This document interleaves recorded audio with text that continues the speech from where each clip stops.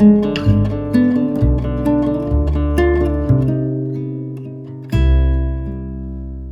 da mucho gusto recibir en Contrapuntos a Fernando Vallespín, un pensador, un analista político, catedrático emérito de Ciencia Política, miembro de la Real Academia de Ciencias Morales y Políticas y una figura que a mí siempre me ha interesado leer, tanto sus libros como sus artículos, porque introduce algo que es muy necesario en el debate, que es mesura y sentido común y equilibrio.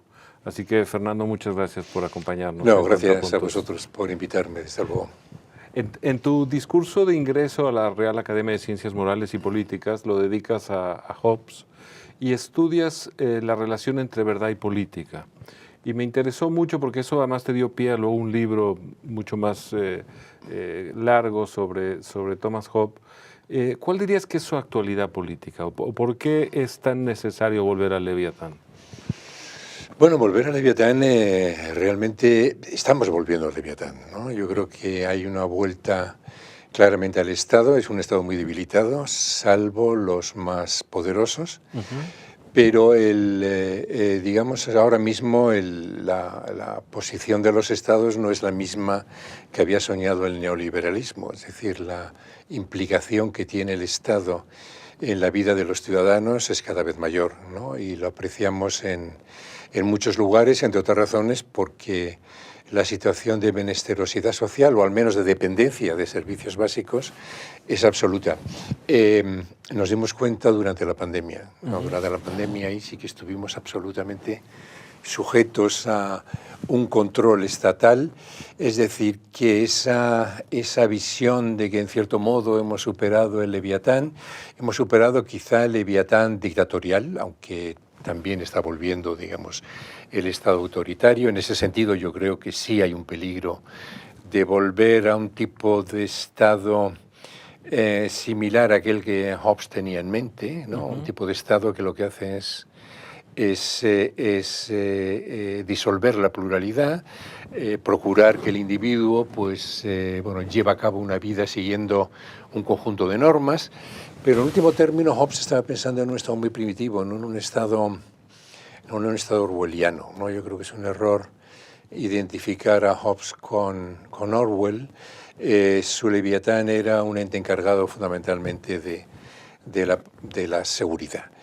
Y si nos fijamos en América Latina, por ejemplo, la seguridad es el bien público que más se echa en falta, ¿no? Y eso explica a los aprendices de tiranos que proponiendo garantizar la seguridad pueden adulterar la democracia, como pasa, por ejemplo, en El Salvador, ¿no?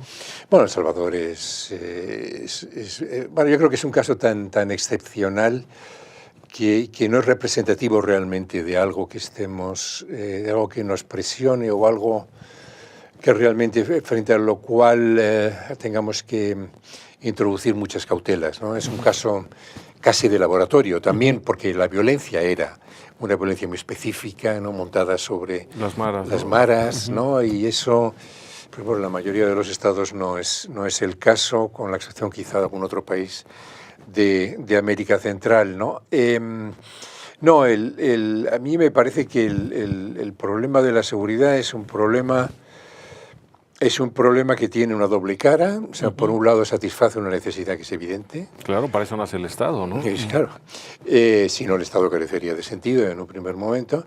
Pero claro, la otra cara que tiene la seguridad es cuando se asocia a, digamos, la aparición de una serie de tecnologías que permiten escudriñar casi al instante la vida de sus ciudadanos, ¿no? Claro, el control ultratecnológico, que es otra de tus preocupaciones, ¿no? Sí, y luego digamos, esa especie de acumulación de datos, ¿no? Prácticamente ilimitada. El hecho de que además hay un negocio detrás, digamos, de la obtención de esos datos. Que beneficia a muy pocos, además. Claro, ¿no? y a muy pocos, que son los que luego después los venden, que tiene además una doble cara, ¿no? Que tiene la cara de que por un lado se vende a entidades públicas para perseguir incluso bienes que en último término pues no deberían ser despreciables, como es el control fiscal, ¿no? Por un lado, pero que por otra parte, pues claro, puede ser utilizado después fácilmente para conseguir objetivos políticos partidistas. Ya vimos lo que supuso el escándalo de Cambridge Analytica, ¿no? En la primera elección de Trump, ¿no? No, el Cambridge Analytica fue lo del Brexit, ¿no? Claro, la forma en la que los datos proporcionados permitieron establecer una campaña perfectamente teledirigida, ¿no? A partir de aquello aquello de lo que habíamos sido conscientes, ¿no? Que preocupaba a la gente, ¿no? Entonces, pues eso, es decir, estamos ante una situación en la que,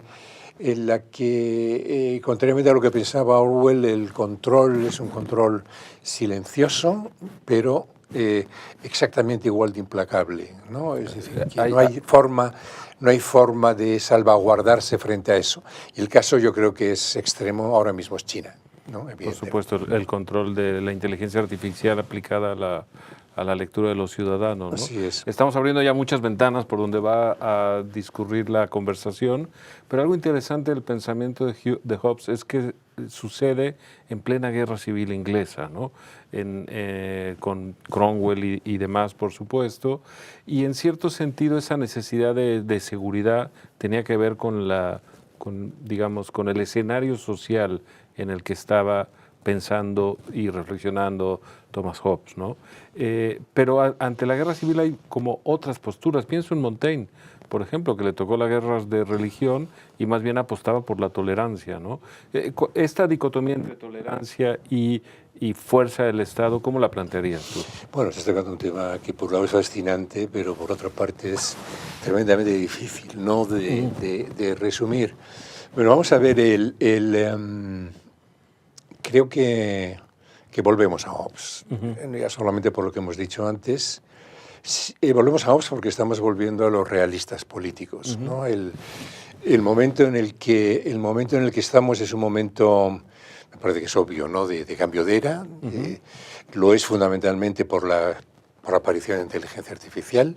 Todo cambio de era presupone una revolución tecnológica. Siempre ahí es donde realmente se perciben los grandes cambios.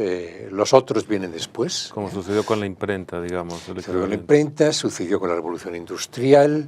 Bueno, esto es parte de la revolución digital, ¿no? Pero claro, es un salto cualitativo verdaderamente, es su culminación, verdaderamente espectacular, ¿no? Entonces, a lo que estamos asistiendo, por tanto, es a un momento en el que nos sentimos desorientados. Yo creo que la perplejidad, ¿no? O la desorientación es lo que caracteriza estos momentos, pero también, y esto es por lo que recupero a Hobbes, pero también yo creo que es un momento en el que pierde fuerza todo tipo de reflexión con un fuerte componente ético y vuelve otra vez el realismo político, por así decirlo. Lo que estamos viendo con Trump, ¿no? Es yo creo un caso prácticamente de libro, ¿no?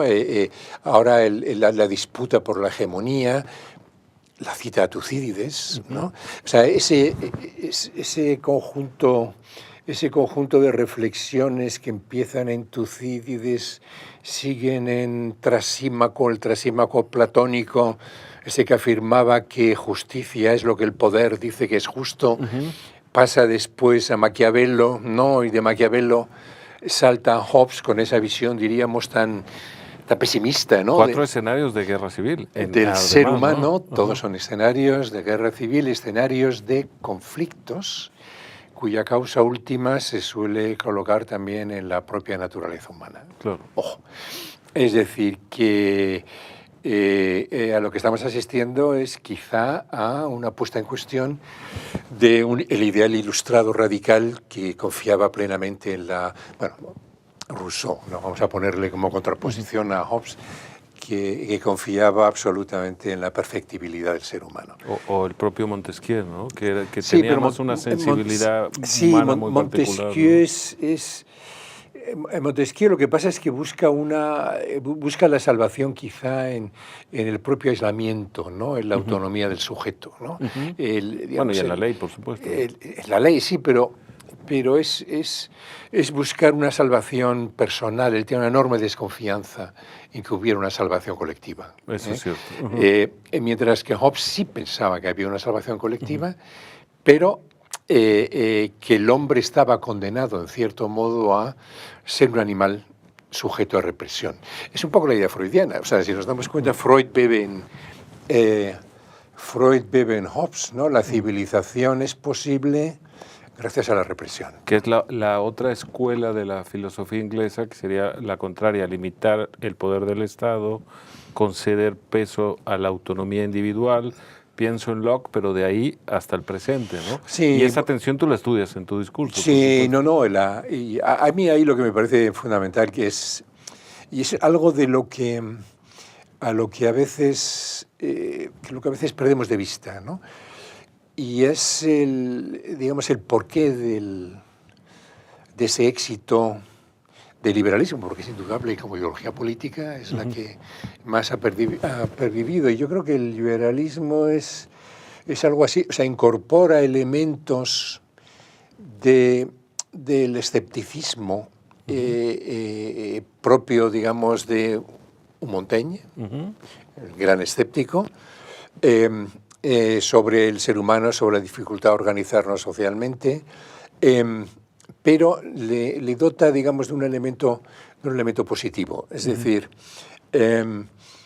no podemos construir un orden social mínimamente justo mientras no nos tomemos en serio las características básicas del hombre. Claro, eso es Jefferson y los padres fundadores, claro, ¿no? Entonces, así nace Estados Unidos, ¿no? Entonces, claro, la cualidad fundamental del ser humano, si somos realistas, es que tiende a maximizar su propio interés. Claro. Entonces, ¿cómo podemos hacer fructífero socialmente? Y algo que permita realmente una convivencia sana, partiendo de la base de que eso va a estar ahí, y encauzarlo hacia no solamente la paz social, sino también incluso la propia productividad, ¿no? Claro. Es decir, que tiene también un componente económico, ¿no? O sea, dejemos que la gente desee hacer el esfuerzo para vivir mejor y satisfacer sus intereses, que compitan entre sí, pero manteniendo, eso sí, un control de aquellos que gozan del monopolio de la fuerza física, por entendernos, ¿no? Es de nuevo los padres fundadores y la traición de Trump al espíritu de la nación que gobierna, ¿no? Ahí podemos seguir en abstracto, pero creo que podríamos ir aterrizando a temas quizá más de actualidad política. Pero antes quería preguntarte un poco de tu trayectoria, porque has tenido estancias académicas que te han marcado mucho, en Inglaterra, en Alemania, pero también en México y en otros sitios. Y me gustaría un poco personalmente que me contaras cómo sientes que te han modificado esta oxigenarse fuera, ¿no? Ver los problemas de España, pero después de tener una formación y una mirada desde fuera, ¿no? Bueno, yo la verdad es que lo mío empieza antes, ¿no? O sea, yo fui, porque fue mi familia, a Alemania con 8 años, volví con 12 años, seguí aquí en el colegio alemán, y por tanto tengo ahí esa esquizofrenia, ¿no? De la ventaja de la lengua y de esa cultura, ¿no? Y de esa cultura y sobre todo el perspectivismo que te ofrece, ¿no? Es decir, tú no ves igual tu propio país cuando estás creciendo en otro. Digamos que quizá te vinculas más emocionalmente a tu propio país, pero el tener la visión desde fuera te permite también mantener vivo el espíritu crítico, ¿no? Claro. Entonces, claro, y hay que tener en cuenta que mi generación para los españoles fue verdaderamente nos tocó la lotería, ¿no? Porque hasta ahora mismo, hasta quizá la crisis económica, todo fue hacia arriba. O sea, es decir, en algún sitio escribí, ¿no?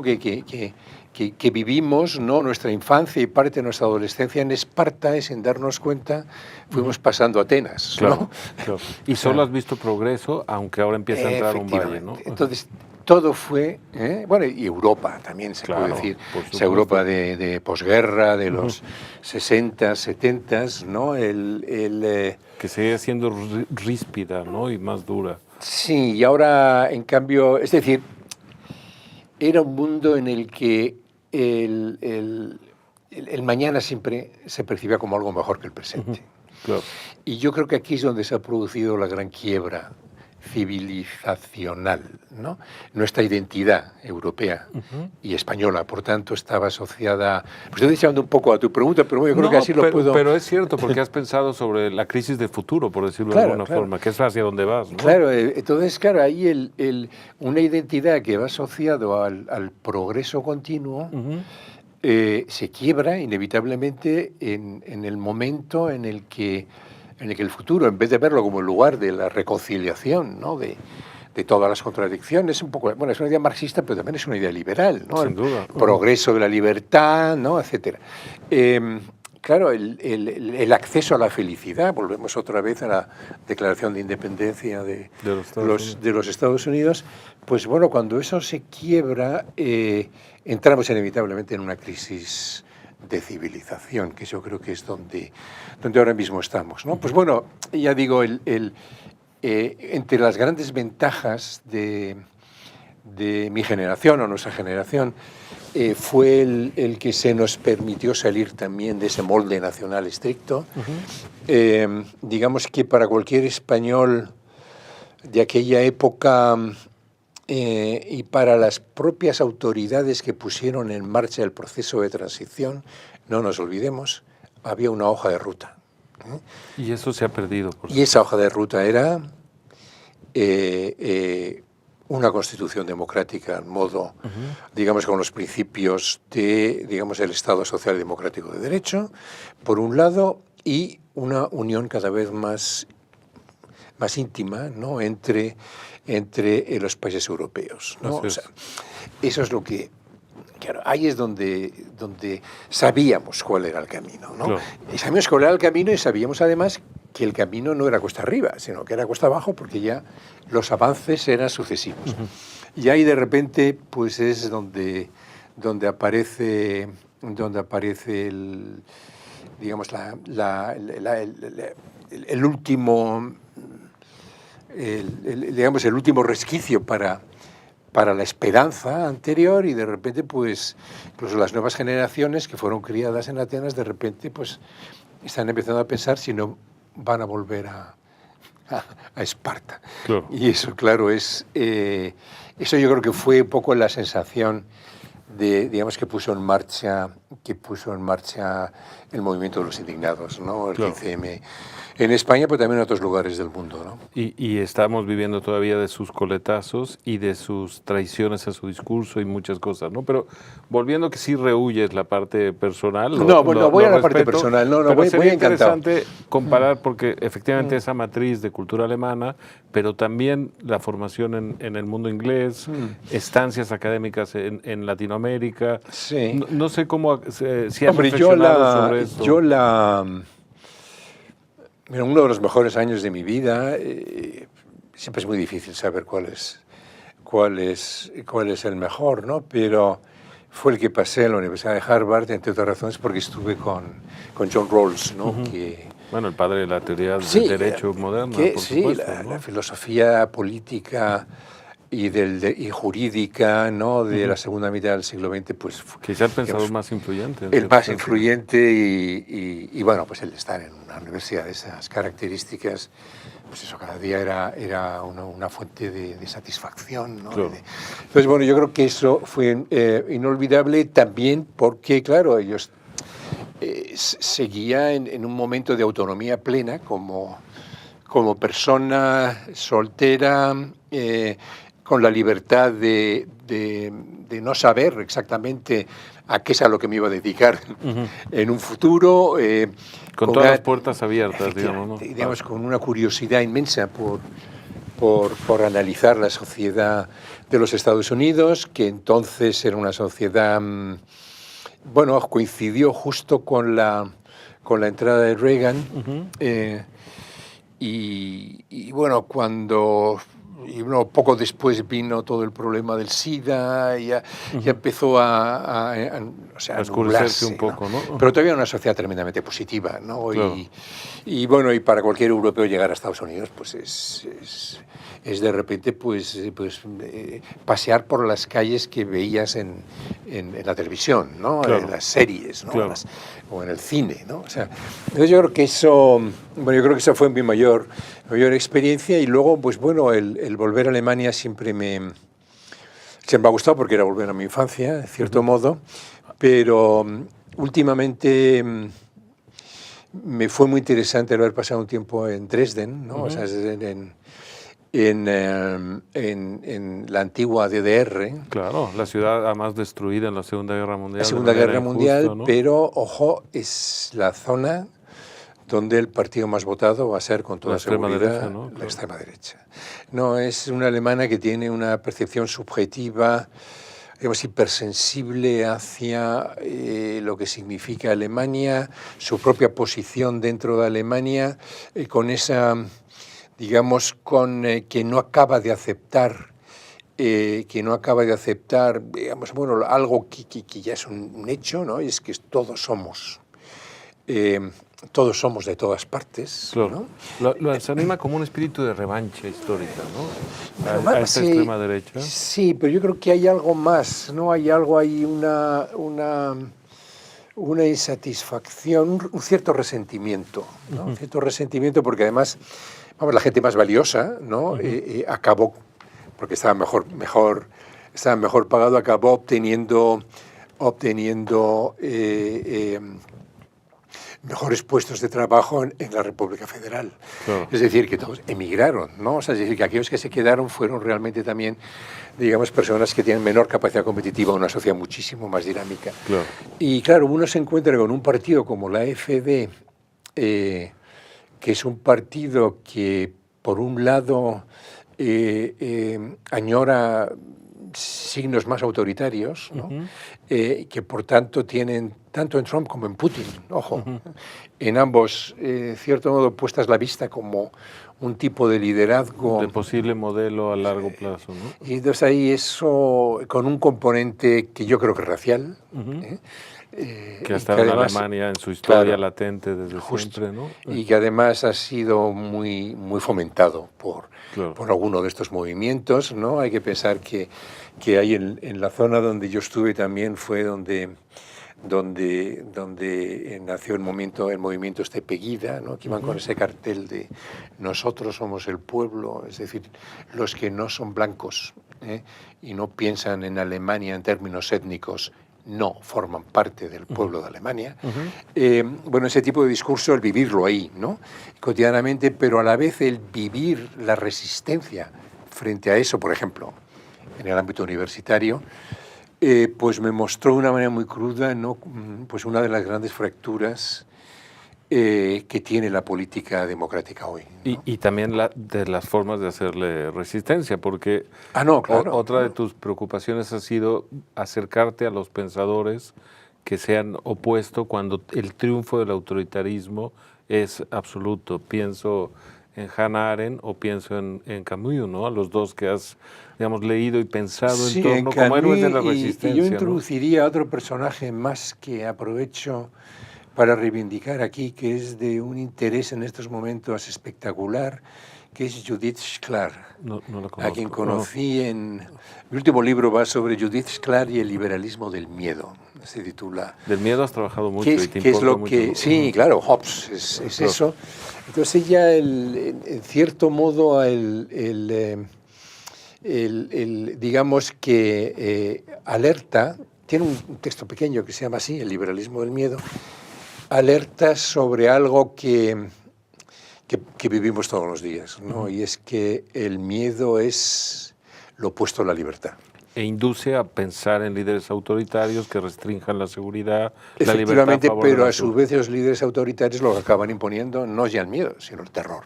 Claro. Que entonces ahí conectamos con Hannah Arendt. Claro. ¿No? Entonces, bueno, es otra judía, exiliada en Estados Unidos, 22 años más joven que Hannah Arendt, que llegó prácticamente de niña, primero a Canadá y luego estudió en Harvard, y ahí pasó casi toda su vida y, digamos, una lectora infatigable de Montaigne y Montesquieu. ¿Y está traducida al español? Está traducido prácticamente bueno, todo. O sea, me tomo nota mental sí, para acercarlo. bueno, recomendaría aquí públicamente su libro Vicios Ordinarios, ¿no? O sea, y bueno, ese texto sobre el liberalismo del miedo, y bueno, mi propio texto, que es donde en cierto modo hago un resumen de lo que viene a decir esta autora, y encaja muy bien porque, claro, ella lo que viene a decirnos es que el problema es el miedo.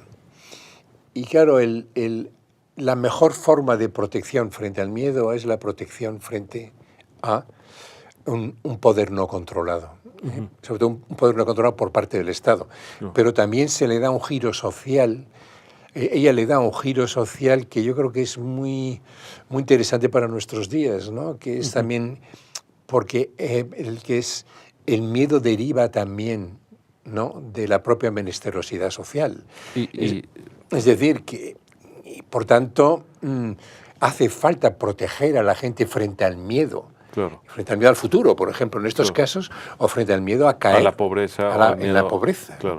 Pero escuchándote pensaba en otra posible derivada de las manifestaciones del miedo, y yo creo que hoy la gente que ha dejado de leer y que ha dejado de acercarse a los clásicos es más susceptible, es más fácil que caiga en políticas del miedo, porque si tú tienes una formación libresca, tienes una mirada más amplia, puedes saber que los tiempos cambian, que siempre hay salidas, tienes unas bases para entender las cosas, ¿no?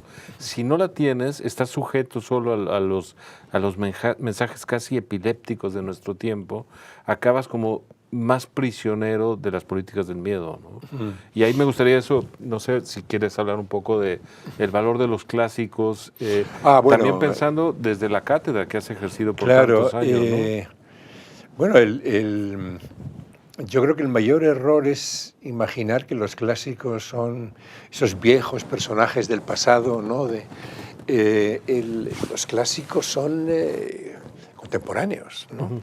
Es decir, son clásicos precisamente porque todavía tienen algo que decirnos, ¿no? Claro. Bueno, imagino que tú, como todos, hemos hecho muchas veces hemos llegado a la verificación de que aquellos autores que en un momento determinado estuvieron de moda, ¿no?, y que leíamos ávidamente, al cabo de un tiempo lo releemos y decimos, se nos caen de las manos, ¿no? Decimos, ¿cómo era posible, ¿no? Claro. Y claro... eso no le pasa a Platón, no le pasa a Tucídides, no le pasa a Scott Fitzgerald en El Gran Gatsby, claro, ¿no? No le pasa a Kafka, no le pasa a Thomas Mann, ni a Ítalo Calvino, no le pasa a Goethe, a Ítalo Calvino. Entonces es muy fácil, yo creo que es muy fácil al final desentrañar, ¿no? O ver dónde está el clásico, porque el clásico realmente a lo que apela son a universales, ¿no? Claro. A experiencias universales que tenemos todos. Entender la condición humana y por lo tanto son tus coetáneos, ¿no? Efectivamente. Son tus coetáneos y luego porque la condición humana pervive, ¿no? Claro. Y yo creo que quizá aquello de lo que hablábamos, ¿no?, de quizá los excesos utópicos, ¿no?, que creímos en algún momento, pues bueno, nos vimos obligados a revisarlo a medida que fuimos conociendo más matices de la condición humana. Claro. Por tanto, las personas que leen tienen una mejor preparación para la entender vida, esos matices, ¿no? Para entender esos matices, ¿no? Claro. Y por tanto se les vacunan frente a esos discursos simplificadores, claro, ¿no?, estos nuevos demagogos, ¿no?, que en último término lo que hacen es reducir todo, ¿no?, a una presentación primaria de amigo-enemigo, una presentación primaria de dónde reside el mal y cuál es el bien. Apelando a las emociones, que es algo que tú has estudiado también, que en el fondo lo que están pidiendo es dame trabajo y págame mi vida, porque no están haciendo otra cosa, ¿no? Es una especie de manipulación grosera. Vayamos un segundo a España, si te parece. Venga. Si tuvieras que hacer una veloz radiografía de los problemas españoles, ¿qué te preocupa más hoy de la condición política y social en España? Bueno, de la condición política, evidentemente, lo que más me preocupa es la polarización, ¿no? Entendiendo por polarización la imposibilidad por parte de los dos bloques, no hace falta explicar cuál es cada cual, de buscar puntos de entendimiento, ¿no? Esto me preocupa enormemente, sobre todo porque, y además esto es bien reciente, porque puede llegar incluso a poner en peligro la legitimidad o la legitimidad de las instituciones, ¿no?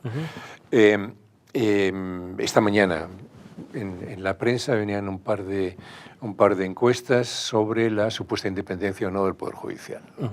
Y había dos grandes mayorías, la vanguardia creo que era el 60% de los españoles que decían no creen en la independencia judicial, y en la del País Láser me parece que era el 65%. Que son cifras escandalosas, ¿no? Que son cifras escandalosas, ¿no?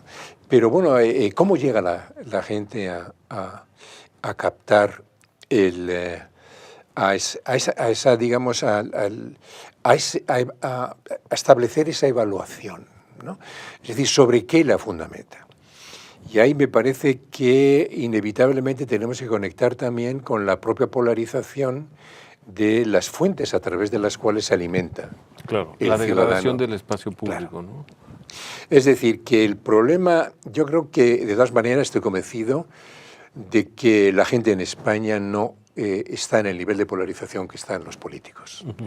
O sea, que, es más de arriba hacia abajo. Digamos. Es de arriba hacia abajo y además es una polarización construida, es decir, que satisface más sus propios fines de parte, que no el interés general, ¿no? Yo en mis columnas procuro siempre buscar una posición que es comprometida en dejar abierta la posibilidad de que pueda llegarse en algún momento a un entendimiento básico, de nuevo, ¿no? Sobre las cosas del comer en un Estado de Derecho, ¿no? Claro. Es decir, o sea, tenemos que abandonar cualquier sospecha, ¿no? sobre la independencia o imparcialidad del Poder Judicial, lo cual no significa que no debamos criticar algunas sentencias, ¿no? Porque indudablemente los jueces no son supermanes, ¿no? Claro. O no tienen un acceso platónico al ideal de justicia, claro, una verdad superior. Son seres humanos con todas sus fortalezas y a la vez y todas sus debilidades. Entiendo lo que dices. Una cosa es acatar y respetar, que es fundamental para el Estado de Derecho y para la pervivencia de la democracia y de las instituciones, y otro es tener una postura sobre cualquier hecho, incluida la sentencia de los jueces, en el debate libre de la democracia, ¿no? Hay algo de lo que has también pensado mucho que tiene que ver con ¿qué hace tu libro, por ejemplo, La sociedad de la intolerancia, el crecimiento de la intolerancia, la capacidad de ver al otro como simplemente un adversario y no un enemigo? Y también bueno, ahí está la raíz de la polarización, claro, digo, precisamente eso. Y también un poco la idea de que nos hemos, estamos siendo realmente incapaces de asumir posturas que nos contradigan, ¿no? ¿Por qué no piensas un poquito con nosotros sobre la crisis de la tolerancia? Sí, yo creo que tiene mucho que ver con todo lo que estamos hablando sobre la política posverdad. Y yo tengo otro libro que se llamaba, que tenía un título un poco en broma, ¿no? De la mentira os hará libres, ¿no? Esa idea de que todas las opiniones valen igual, ¿no? Y que todo es interpretable, ¿no? Incluso los hechos fácticos comprobados, sí, ¿no? Por supuesto. O sea, todo admite varias interpretaciones y por tanto hemos perdido ese suelo, ¿no? Que todos pisábamos en común, ¿no? Que es el espacio. Que es el espacio, digamos, el espacio común, ¿no? Y por tanto hemos perdido de paso la capacidad para el entendimiento, ¿no? Bueno, yo creo que tiene muchas aristas y no es fácil entrar en el tema, pero me parece que la causa fundamental de la situación en la que nos encontramos, al final tiene mucho que ver con las redes sociales y tiene mucho que ver con la aparición de estas nuevas tecnologías, tiene mucho que ver que han tenido un efecto tremendo, ¿no? Como creadores de cámaras de eco, que cada quien habla solo para su circuito, ¿no? Pero también, ojo, algo que me parece que es muy relevante, ¿no? Que es la pérdida de autoritas, ¿no? De posiciones, de élites, de personas, ¿no? Que digamos que contribuían a reducirnos la complejidad. Me explico. Sí, el papel de Ortega o el de Octavio El Paz, de los ¿no? intelectuales. Claro. O sea, hemos acabado con los intelectuales. O sea, por tanto, no. Y además, el último, ¿no? Que yo llamé en algún sitio el último gran intelectual, que era Habermas, ya se nos ha muerto, o sea, finiquitado, ¿no?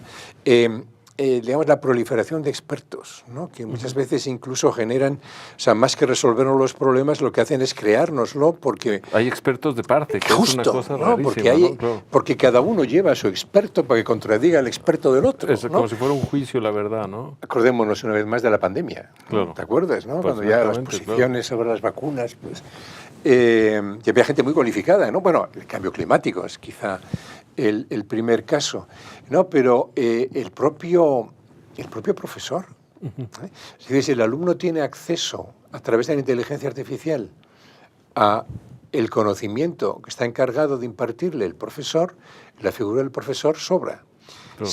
Si el alumno percibe que no coincide lo que le dice el profesor con lo que recibe, por otro lado... Que es también con muchos sesgos y trivializaciones efectivamente, ¿no? Pues todo eso se derrumba, ¿no? O sea, se derrumba el espacio que ocupaba antes la verdad y el espacio que ocupaba antes figuras de autoridad intelectual o moral, digamos, ¿no? Y eso es un riesgo para la sociedad, ¿no? Es un riesgo para la sociedad, pero bueno, empezamos hablando de tolerancia, ¿te acuerdas? Claro. Que nos condujo a esto y bueno, a mí lo que me condujo a meterme en el tema y hacer ese recordatorio, ¿no? De que un sistema democrático no puede vivir sin la tolerancia, es la práctica precisamente de las redes sociales, donde la gente no estaba dispuesta a admitir, ojo, a admitir posiciones que contradijeran, ¿no? Digamos, tomas de partido ya adoptadas. Claro, ¿no? Y con un coletazo adicional del que también has pensado, que es la cancelación. Que bueno, no, indudablemente, sí, que acompaña, digamos, a este clima, ¿no? Indudablemente, no, que bueno, eso es uno de los grandes efectos precisamente derivados de eso. ¿Por qué me preocupa? Pues me preocupa porque la gente ha dejado de saber lo que significa el concepto de tolerancia. Porque el concepto de tolerancia, por sí mismo, presupone lo contrario a la indiferencia. Claro. Es decir, tú solo estás llamado a tolerar a alguien en aquellos casos en los cuales, digamos, no te gusta lo que piensa ese alguien. Es decir, porque si no, o sea, si hay una aceptación. Tú tienes un ejemplo muy inteligente sobre eso, y es la percepción de la homosexualidad en la sociedad española, ¿no? Y cómo para la generación de tus padres lo que tenían que ser era tolerantes, porque estaban en contra, pero tenían que aceptar que esa realidad sexual existía, ¿no? Y hoy sobre ese tema simplemente somos indiferentes, porque nos da exactamente lo mismo. Cosa, ¿no? Con lo cual no se nos apela. Exacto. A ser tolerantes, porque no hace falta. Hay que tolerar lo que realmente te molesta y lo que realmente no te gusta. Pero claro, ahora hemos convertido todo lo que no nos gusta, no lo hemos convertido en rechazable. Claro. Y lo hemos impunible. Moralmente descalificado e incluso cancelado. Efectivamente. Bueno, cancelado si tienes la capacidad para cancelar. Claro, o te sumas al porque hay gente que aunque no le guste lo del otro, pues no puede hacer nada, ¿no? No puede hacer absolutamente nada, ¿no? Entonces ahí hay... claro, lo vemos, por ejemplo, ahora en cómo de una sociedad que, sobre todo en el ámbito universitario, ¿no? Y en algunos otros ámbitos, pues cayó presa, digamos, de estas estrategias de cancelación por una hipermoralización, ¿no? De determinados valores morales, si valga la redundancia, hemos caído en la persecución del wokismo, ¿no? Como política de Estado, en el caso de Trump, ¿no? O sea que hemos pasado, ¿no? A un extremo radicalmente contrario, ¿no? A aquel en el que estábamos. Por tanto, lo que nos falta es bueno, lo que los americanos llaman el common ground, que es lo que yo echo de menos en España ahora mismo, ¿no? Y hay un tema para terminar con la tolerancia, y es la reflexión de Berlin, ¿no? Dice ella Berlin, de qué hacemos, qué tan tolerante se puede ser o no con los intolerantes. Es decir, y cuál es el equilibrio. Es decir, aquellos que quieren romper la baraja, ¿cuándo pueden seguir jugando y cuándo no?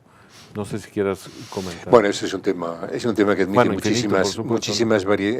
variaciones y muchos matices, ¿no?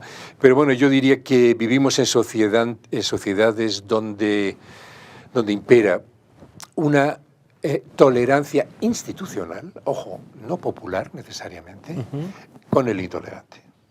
Es decir, admitimos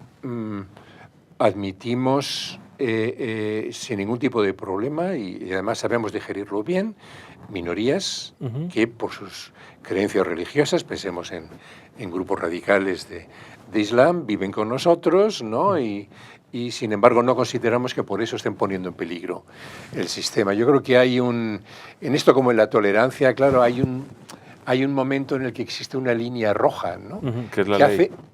Sí, que es la ley, pero también, digamos, en las prácticas morales, que hace que una conducta sea intolerable. Claro.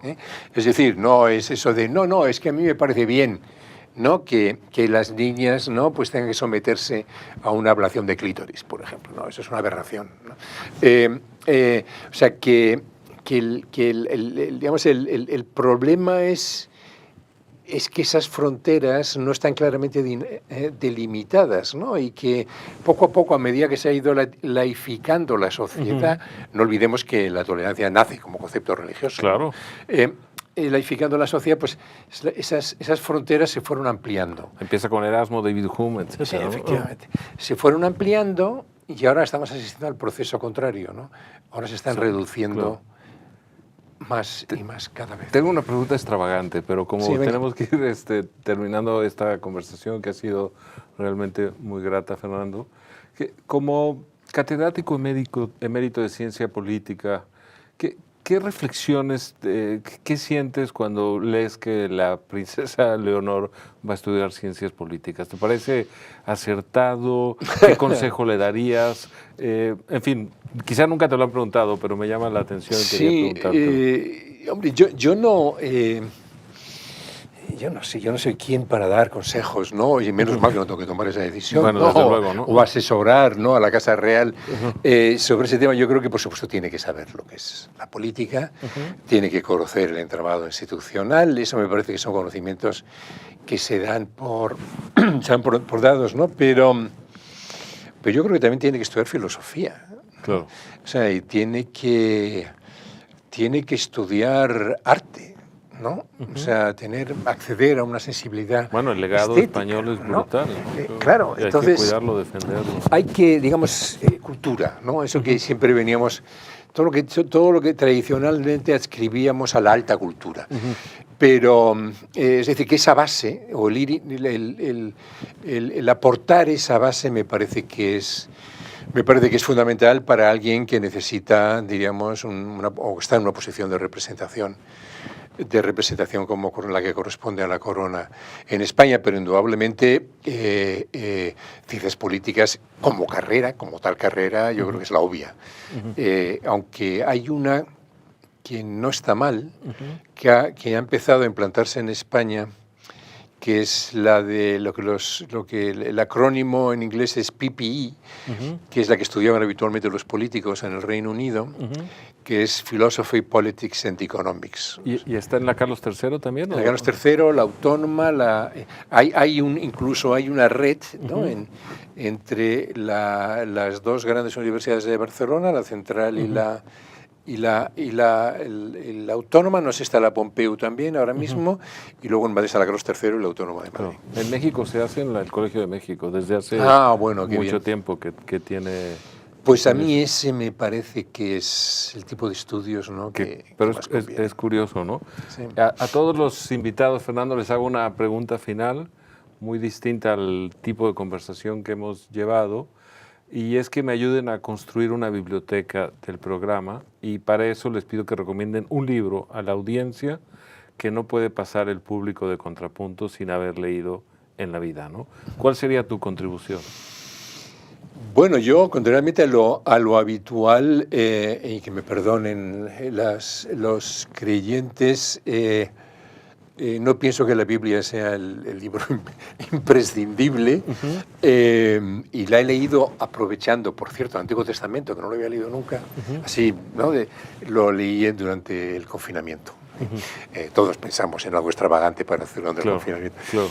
Pero bueno, yo si tuviera que elegir un libro, claramente elegiría un libro que es un libro literariamente casi insuperable, pero que además encaja perfectamente en los momentos en los que vivimos, que es La montaña mágica de Thomas Mann, ¿no? De acuerdo.